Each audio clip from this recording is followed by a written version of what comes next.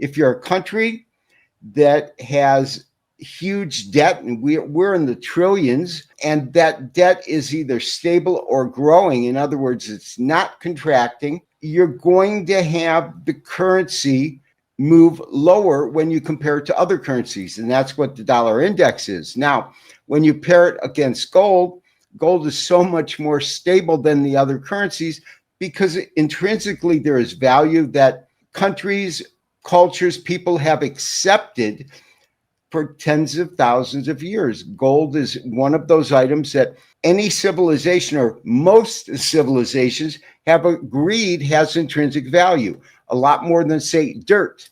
And so because of that, gold has stood the test of time. Gold thrives best during economic chaos. The value of gold is the highest during a crisis. And that's what the world started sensing in the last 3 years. One after another, a new set of factors emerged, giving strength to gold prices. The big bull run in gold began sometime in October 2022, when gold was hovering around $1,437. On October 10th, the gold price was around $3,970, marking a whopping 180% increase in 3 years. In terms of annualized return, or the CAGR, it's 40% over 3 years. That's super solid returns by any standard. Renowned market analyst Gary Wagner describes the recent gold surge as not driven by one event, but by a perfect storm of forces, including Fed policy, economic weakness, political unrest, and escalating global conflicts.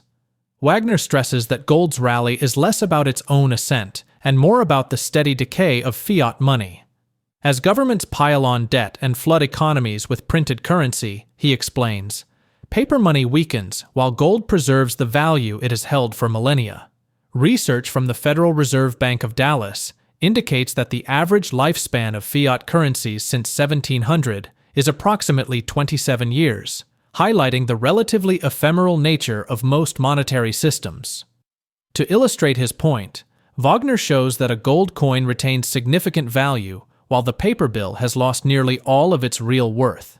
He reflects on gold's historic surge, noting that its explosive climb from around $1,600 in late 2022 to its current level marks one of the most dramatic moves in recent history. According to Wagner, what looks like gold soaring is actually the rapid devaluation of paper currencies, revealing the deep fragility of the global monetary system. Before we dive into Gary Wagner's sharp insights from his latest interview, make sure to hit that subscribe button and tap the bell icon so you never miss a moment when truth meets the market. Let's get into it. I mean, it is a very interesting time. We can compare this to different periods in time, but we have never witnessed gold accumulate such a strong price advance in such a short, compressed period of time. I mean, virtually, we were at $3,000 not that long ago. We were at $2,000 in March of 2024. And, we broke 4,000 on a closing basis. Of course, I'm talking about December futures, not spot, but I would venture that even spot has broken that key and important psychological round number. There's a number of factors. And if I was a professor giving a multiple choice answer, is it the Fed? Is it the current economy? Is it the GDP? Is it the current administration? And at the bottom, it's got E, all of the above. I have to check all of the above because it's a combination of factors. While we still have geopolitical problems all over the world, a huge one in Gaza and Israel, that kind of went off the radar. How often is Ukraine and Russia's conflict in the 24-hour news cycle? It just isn't, but it's there. It's all of the things that have created this perfect storm, this combination of various things, whether it's the Fed, the economy, the administration, and this is in the United States. If you're in Europe, you're going, well, what's going on with France? There's a changing of the guards in Japan. So there is a lot of things at play, but ultimately, I think the strongest contributor, and we can look at that in a second on a chart, is fiat currencies themselves. And the governments that print and distribute them are accumulating huge deficits.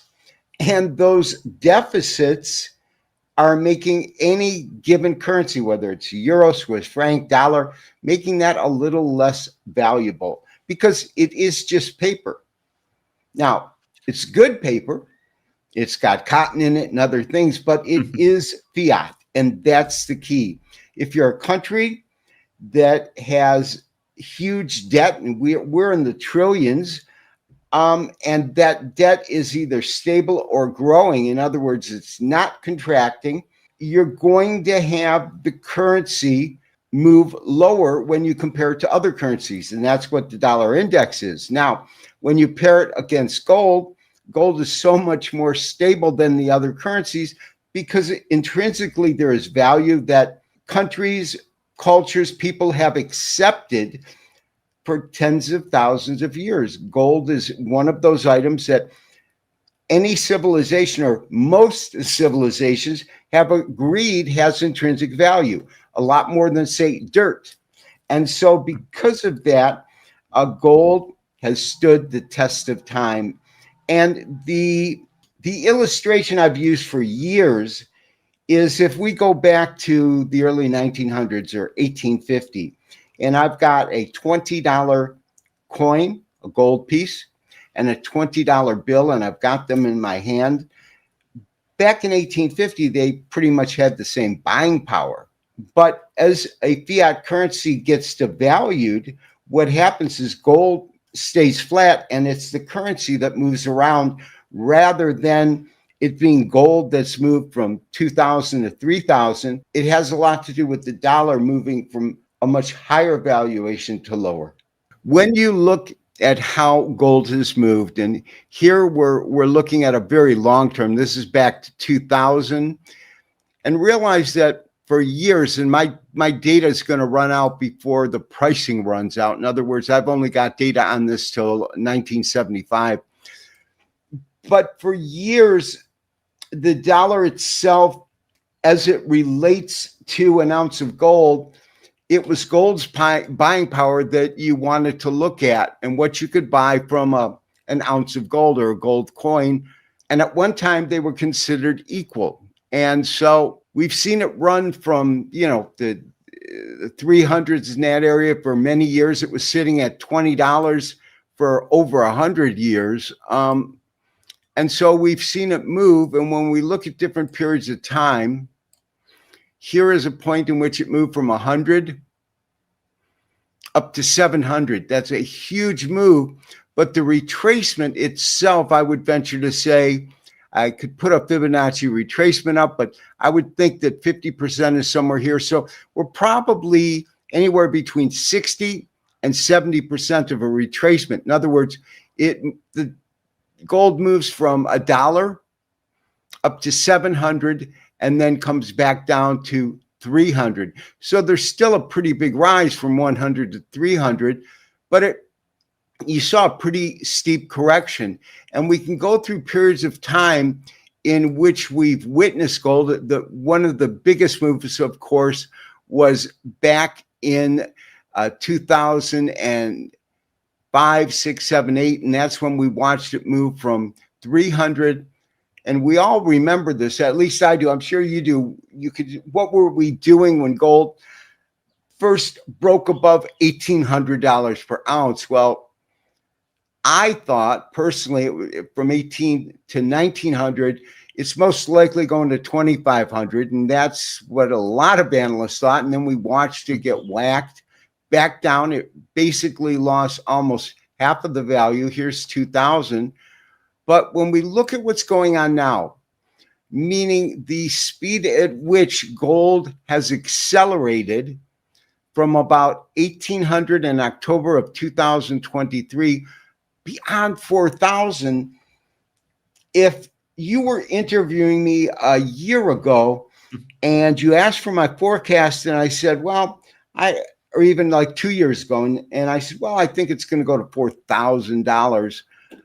When it was trading down here, you would have thought I kept drinking the poison. I've taken the crazy sauce, so to speak.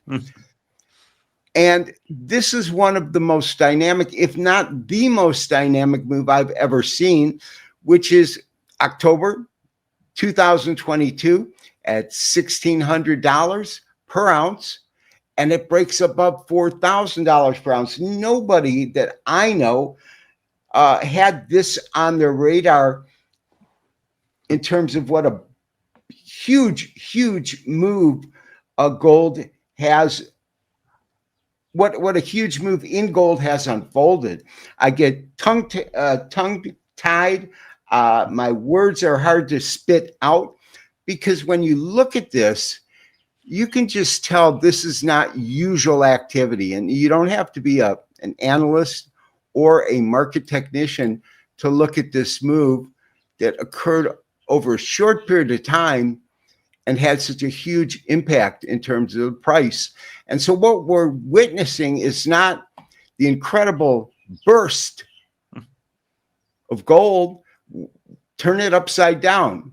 And what we're witnessing is the incredible devaluation of fiat currencies.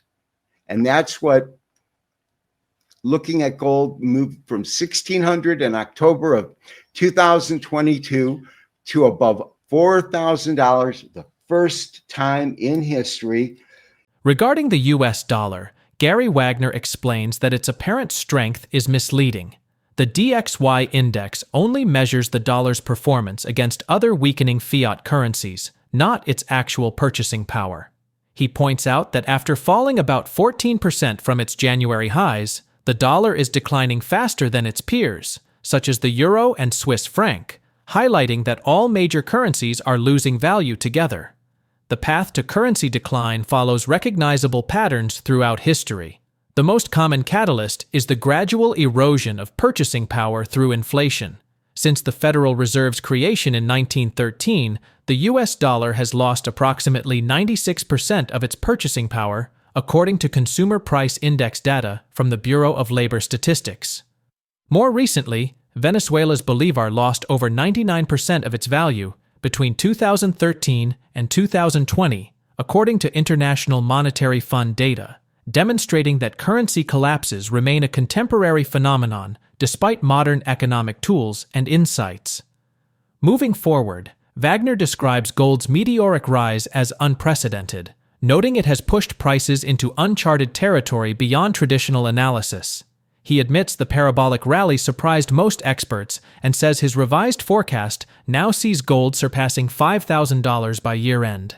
Let's get back to the interview.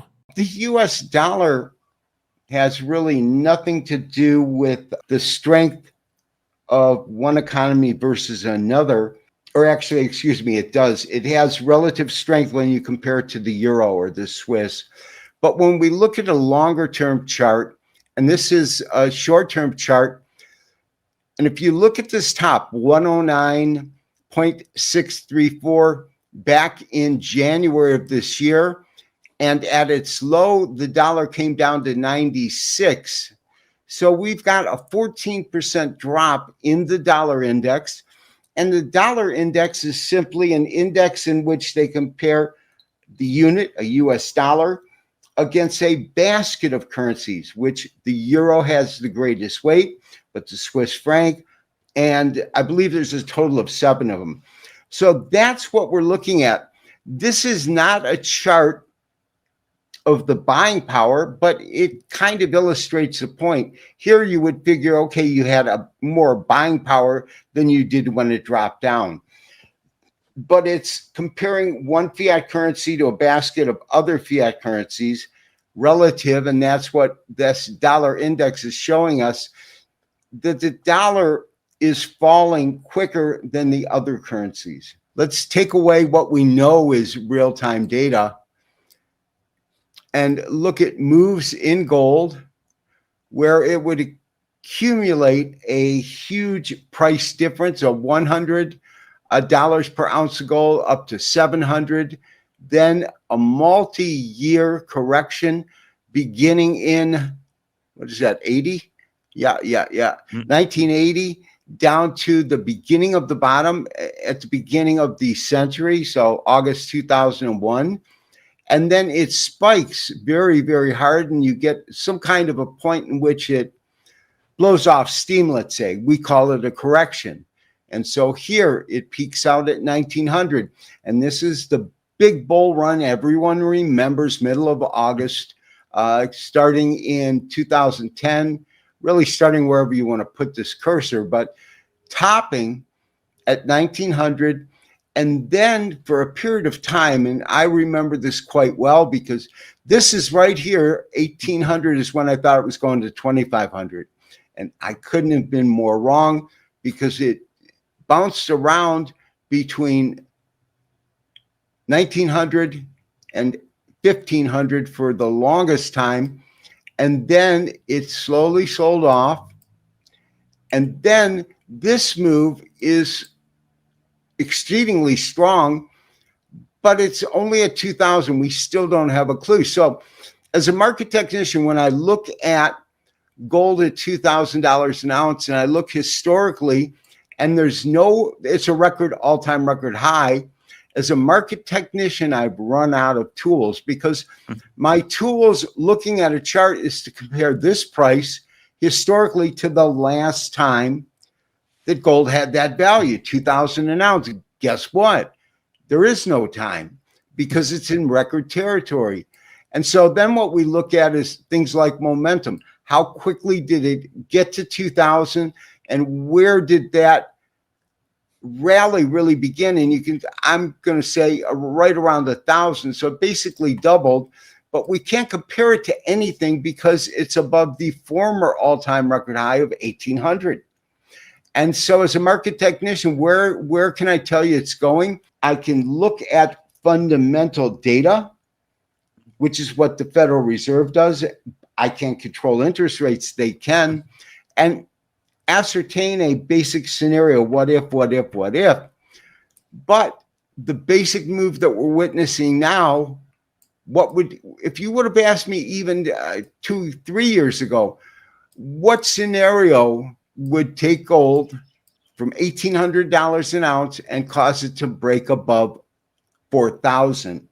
And you'd get a analyst with deer eyes in the window. I mean, it would just be a blank stare. I couldn't give you any kind of respectable answer because this move has, I don't know, but now all of the analysts are catching up. I mean, back in, let's even say 2020, 21, 22, 23, it wasn't that far of a stretch to go 16 to 3,000, but it was a stretch in that it had never been here before.